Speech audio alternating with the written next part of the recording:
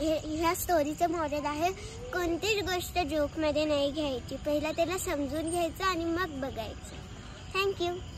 Hello friends, आज आम्ही आहे कोल्हापूरमध्ये आणि कोल्हापूरमध्ये हिंदवीचे फ्रेंड्स इथं आलेले आहेत. तर आपण त्यांना आज एक टास्क देत आहे. तर इमॅजिनेशन करून त्यांना आपण स्टोरी सांगायचा टास्क देत आहे. हां, याच्यामध्ये आपण मुलींचा एक ग्रुप केलेला आहे आणि मुलांचा एक ग्रुप केलेला आहे. याच्यामध्ये हिंदवी आहे, आराध्य आहे, प्रथमेश आहे. तुझं नाव काय बाळ? ईशान. तुझं नाव काय बाळ? राजदीप. तर पहिल्यांदा आता आमची हिंदवी आणि आराध्या दोघी मिळून एक स्टोरी सांगणार आहे.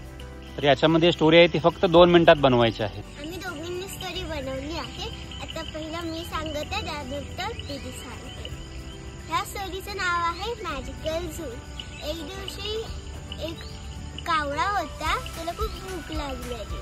त्याच्या नेबरहूड एक चिमणी होती, मग ती खूप हेल्पफुल होती. मग तिने बोललं, त्यांच्या सगळ्यांकडे मॅजिक होता. जसं की थोड्या लोकांकडे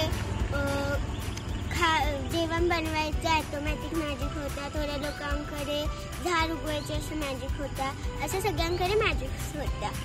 मग एक दिवशी कावळ्याला भूक लागली. कावळा वेगळ्या साईडवरून आलेलं, ते त्याला काय माहिती नव्हतं की इथे सगळ्यांकडे मॅजिक आहे. मग चिमणी आली आणि चिमणीने बोललं, माझ्याकडे ना फूड बनवायचं मॅजिक आहे. तर कावळा तिचा असं उपवास फनी, तिला असं त्याला वाटलं की काय पण बोलत आहे, ही काय पण बोलू शकते. मग कावळ्याने असं त्याला जोक मध्येच घेऊन टाकलं, फनी मध्ये घेतलं. तर कावळा बोलला, चल चल काय पण नको बोल, मला माहिती आहे कोणाकडेच मॅजिक नसतं. ती चिमणी बोलली, अरे तू बाहेर वाचलं नाहीस का? या झूचं ना मॅजिकल झू आहे, इथे सगळ्यांकडे मॅजिक्स आहे. मग कावळा बोलला, अरे नाव ठेवलं तर थोडी ना सगळ्यांकडे मॅजिक येऊ शकतं. चिमणी बोलली, अरे असं नसतं, माझ्याकडे खरं मध्ये मॅजिक आहे. तिला भूक लागली आहे का? कावळा असंच बोलून टाकलं, नाही नाही मी नाही खाणार असं चिमणीच्या हातातलं काय. मग नंतर कावळ्याला खूप जोरात भूक लागली.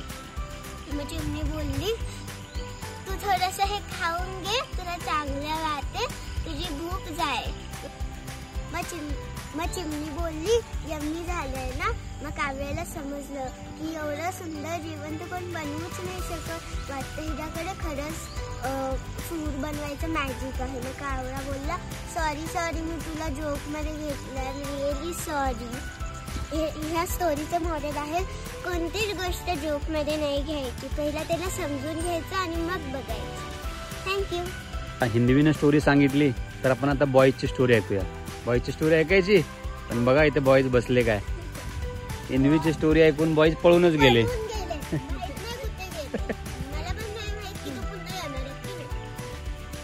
पण त्यांची थोडा वेळ वाट पाहूया. ठीक आहे.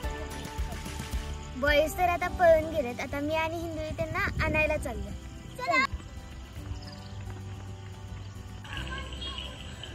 तर बॉय असे पळून जात आहेत. प्रथमेश, ते पळून जातात बघा. लुजर्स. प्रथमेश स्टोरी सांगायची तू एकट्याने सांग. या ते पळून गेले, मग तू सांग. या